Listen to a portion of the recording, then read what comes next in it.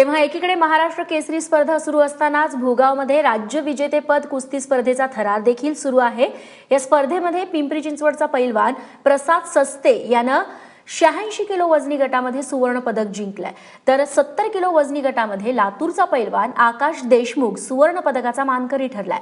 70 kilo वजनी गटात विजेता ठरलेल्या पैलवान आकाश देशमुखशी बातचीत केली आहे आमचे स्पोर्ट्स प्रतिनिधी विजय साळवी यांनी। महाराष्ट्र केसरी बरोबरच्या राज्य कुस्तीत 70 किलोचं सुवर्ण पदक जिंकलंय लातूरच्या आकाश देशमुखनं। आकाशचे वडील देखील आपल्या बरोबर आहेत, पण भुगावकरांसाठी देखील ही आनंदाची बाब आहे पैलवान लातूरचा असला, कारण या लातूरच्या पैलवानाचे प्रशिक्षक याचे वस्ताद हे शिवाजी अप्पा तांगडे म्हणजे भुगावच्या महाराष्ट्र केसरीच्या संयोजकांपैकी एक आहेत। वेगवेगळी नाती या निमित्तानं जुळून आली आहेत। आकाश, ओठातनं रक्त येत आहे पण सुवर्ण पदकाचा आनंद लपत नाहीये, किती मोठा आनंद आहे हा?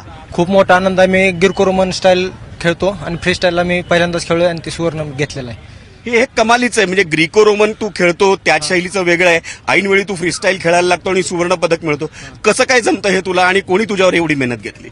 माझे मित्र अनिल खांडेकर, मुन्ना झुंजुर्गे ते ओपनला मातीमधनं खेळतात। माझे वस्ताद शिवाजीप्पा तांगडे, बंडू अण्णा झुंजुर्गे और चिंचीस तालमीचे वस्ताद मंडळी। आज सगळ्यात मोठा अभिमान जर कोणाला वाटत असेल आकाश देशमुखच्या सुवर्ण पदकाचा, तर त्याचे वडील इथे आपल्या समवेत आहेत। किती मोठा आनंद आहे तुमच्यासाठी हा? मी म्हणतो जीवनातला हा पहिला आनंद आहे। गिरकोमध्ये त्यांना नॅशनलला रौप्य पदक पटकावलं होतं, पण खुल्या गटामध्ये 70ला पदक पटकावलं। हाच एक महाराष्ट्रासाठी भावी काळामध्ये तो एक चांगला खेळाडू बनेल हीच शुभेच्छा। शिवाजीप्पा, एक पायरी तर पूर्ण केली आहे, महाराष्ट्र राज्य विजेतेपद सुवर्ण मिळालंय, पुढे काय करावं तुमच्या शिष्यानं? त्याने अजून पुढं गट वजन वाढवून पुढच्या गटामध्ये खेळून ओपनला कसा जाईल त्याची त्यांनी काळजी घ्यावं आणि त्यांनी लढत मेहनत भरपूर करून त्याचं गावाचं नाव किंवा तालुक्याचं नाव जिल्ह्याचं नाव करून मोठं व्हावं एवढीच आमची अपेक्षा आहे। वा, जेव्हा आकाश देशमुख त्याच्या जिल्ह्याचं त्याच्या तालुक्याचं नाव मोठं करत असेल त्यावेळी आपोआपच भुगावचं नाव देखील मोठं होणार आहे, कारण त्यांचे वस्ताद शिवाजी अप्पा हे भुगावचे आहेत।